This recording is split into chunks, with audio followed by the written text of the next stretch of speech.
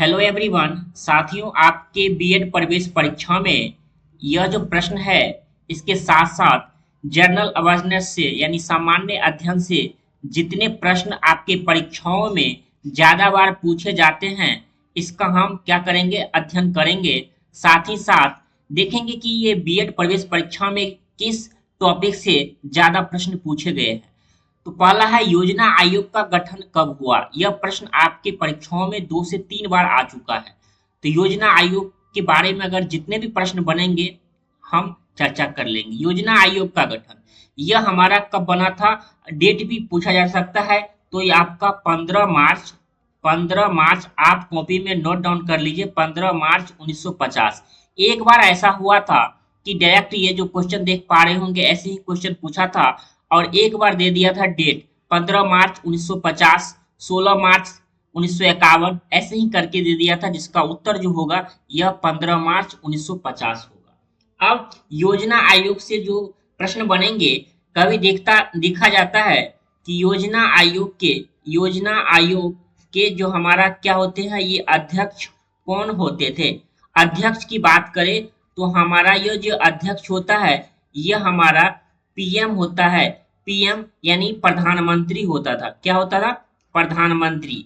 देखिए, पहले योजना आयोग चलता था, ठीक, लेकिन बाद में नरेंद्र मोदी जी की सरकार ने योजना आयोग को हटाकर उसके स्थान पर एक आयोग लाया, नीति आयोग। योजना आयोग अभी नहीं चल रहा है, अभी उसके स्थान पर उसका नाम नीति आयोग लाया गया। अब नीति आयोग के अध्यक्ष पूछे, नीति आयोग के अध्यक्ष कौन होते हैं, तो ये भी हमारे कौन होते हैं, प्रधानमंत्री होते हैं। कौन होते हैं साथियों, ये प्रधानमंत्री। योजना आयोग पहले चलते थे, अब योजना आयोग नहीं चल, इसी के स्थान पर उनका एक नया नाम जो है, यह नीति आयोग पड़ चुका है। और इसके जो भी अध्यक्ष होते हैं, इसके अध्यक्ष प्रधानमंत्री होते हैं, जो अभी नीति आयोग चल रहे हैं। और योजना आयोग, और पहले पूछे कि प्रथम योजना आयोग के अध्यक्ष कौन है, तो प्रथम योजना आयोग के अध्यक्ष पहला प्रधानमंत्री कौन है, जवाहरलाल नेहरू। जवाहरलाल नेहरू। तो इतने प्रश्न आपके बन गए। ये प्रथम अगर पूछे प्रथम योजना आयोग के अध्यक्ष कौन थे, तो जवाहरलाल नेहरू। योजना आयोग के अध्यक्ष कौन होते हैं, तो प्रधानमंत्री होते हैं। और योजना आयोग कब गठन हुआ, तो 15 मार्च 1950 को गठन हुआ। और योजना आयोग के स्थान पर किस आयोग का गठन किया गया, तो योजना आयोग के स्थान पर नीति आयोग का गठन किया गया है। तो इतने प्रश्न आपके परीक्षाओं में बन सकते हैं और बने भी है, इसीलिए इस टॉपिक को आप अपने कॉपी में नोट डाउन कर लीजिएगा, जहां से प्रश्न जो है आपके परीक्षा में डायरेक्ट सीधे देखने को मिलेगा। एक प्रश्न जो फिक्स है, जो बीएड प्रवेश परीक्षा में नीति आयोग से ये प्रश्न पूछा जाता है। अगला है गौतम बुद्ध से। ये भी आप वेरी वेरी इंपॉर्टेंट टॉपिक लगा लीजिए, वेरी वेरी इंपॉर्टेंट, ठीक ना। यहाँ से प्रश्न, गौतम बुद्ध से प्रश्न आपके बीएड प्रवेश परीक्षा में आते ही है। कहते हैं, गौतम बुद्ध को किस नदी के किनारे ज्ञान की प्राप्ति हुई थी। यहाँ पूछा जा रहा है किस नदी के किनारे ज्ञान प्राप्ति हुई थी, तो गौतम बुद्ध को किस नदी के, यह आपके निरंजना नदी, यानी बी जो है, यह बी आपका ऑप्शन नंबर सही हो जाएगा, ठीक। निरंजना नदी के किनारे ज्ञान प्राप्ति हुई थी। अब गौतम बुद्ध के बारे में जानते हैं कि गौतम बुद्ध का जन्म कहाँ हुआ था।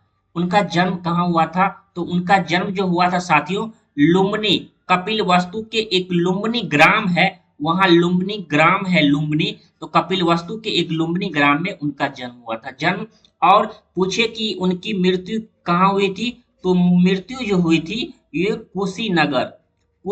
जन्म और मृत्यु को आप जरूर याद रखिएगा, कुशीनगर में उनका जन्म, हमारा ये कपिल वस्तु के लुम्बिनी ग्राम में उनका जन्म हुआ था और मृत्यु कहाँ हुआ था, कुशीनगर में हुआ था। उनके पिता का नाम क्या था, उनके पिता का नाम साथियों शुद्धोधन था। क्या था, उसके पिता का नाम क्या था, शुद्धोधन था।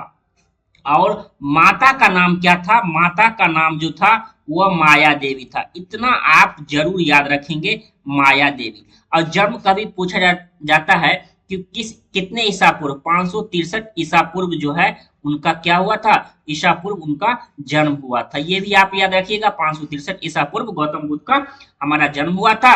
और उनका जन्म कपिल वस्तु के लुम्बिनी ग्राम में हुआ था। पहला मृत्यु कहाँ हुई थी, तो ये कुशीनगर में पिता का क्या नाम था? शुद्धोधन, और माता का नाम माया देवी। और गौतम बुद्ध को किस नदी के किनारे ज्ञान प्राप्त हुआ? तो क्या हो जाएगा? किस नदी के किनारे? तो निरंजना नदी के किनारे। और किस वृक्ष के? तो बोधि वृक्ष। किस वृक्ष के नीचे हमारा ये ज्ञान प्राप्त हुई थी? तो बोधि वृक्ष हो जाएगा। तो इतने प्रश्न गौतम बुद्ध से अगर आपके परीक्षाओं में कितने टॉपिक हो गए, यहाँ से प्रश्न आपको देखने को जरूर मिलेगा।